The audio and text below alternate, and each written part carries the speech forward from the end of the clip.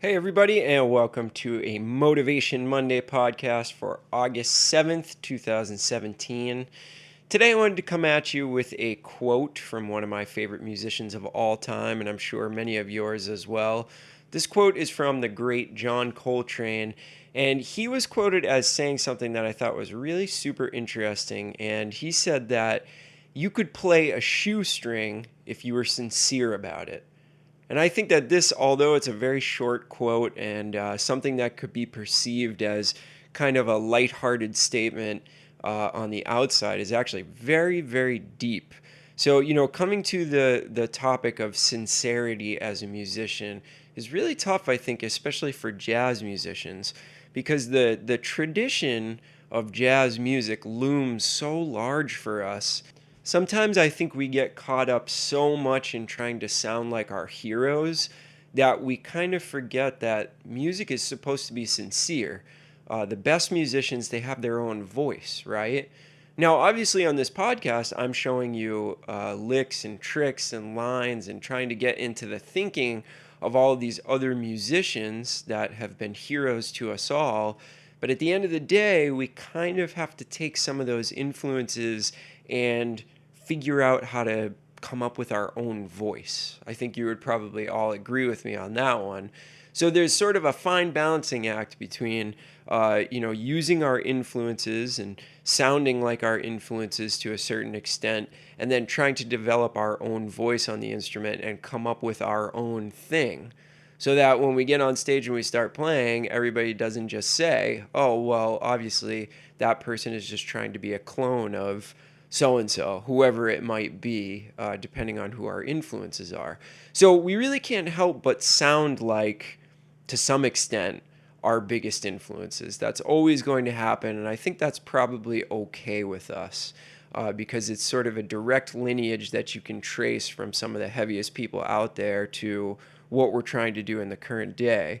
But your challenge for this week, I want you to sit down and actually write out a few musical characteristics or a few musical tendencies that you would like to have that are going to be sort of your defining sounds or your defining approaches to music. I think that that's really important, and what you might be able to do is write some of these things down and then come back to them maybe once a month and do what you can to structure at least part of your practice time around these characteristics that you would like to develop as being uniquely yours, whether that be a unique rhythmic approach, a unique approach in terms of sound, a unique harmonic approach. I think that this is really important because sometimes we may get so into a particular artist. I've definitely been guilty of this in the past where I'm just getting so deep into one particular saxophone player or one particular instrumentalist, and I'm trying to get all of their stuff into my own playing. And then, at the end of the run of me doing that, I might realize, oh, geez, I actually just kind of sound too much like this person. And then I have to go back to some of my own ideas for music and maybe get out of that mode of learning all of their stuff and get back into my own explorations into music and what sounds interesting to me and trying to push the envelope on what I'm doing. So I think that this could be tremendously helpful to you guys to actually sit down and write out maybe 4 or 5 characteristics of being a musician that are going to make you unique from everybody else. Like, I know that I've been trying to work on my sound and make it uniquely, my own Nick Manella sound, while being informed by some of the people that I love, like Dexter Gordon and Joe Henderson and John Coltrane and so many other names, that I'll try to take pieces of their sound. But at the end of the day, when somebody turns on a record of my playing, I want them to say, that sounds like Nick Manella playing the saxophone, not, oh, geez, I wonder who this is. They sound just like Joe Henderson or something like that. So that's your task for this week. Try to figure out some uniquely personal things that you want to strive towards in the coming year that are going to set you apart from everybody else. And then keep that in the back of your mind while you're practicing.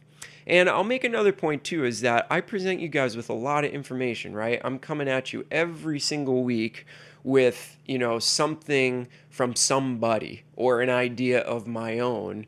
And I want you to start to pick and choose very carefully what you spend a lot of your time working on and what you don't. I'm not going to be offended if you say, all right, well, this episode, I don't really like what he's pulled off of this so and so is playing.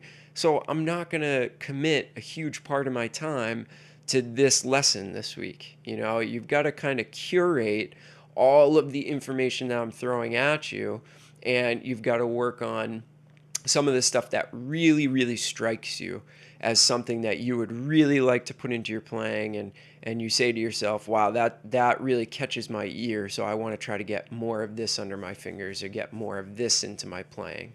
All right? Guys, send me some ideas for some of these Motivation Monday podcasts, anything that you've been having trouble with, anything that you're stuck on that maybe I could do an episode on, or anything that you've been thinking about. I would also love to have maybe some people, some fans out there guest host this Monday podcast and maybe give us some of your own thoughts and ideas on music that you feel like would be helpful for the greater good. So get in touch, 10minutejazzlesson@gmail.com.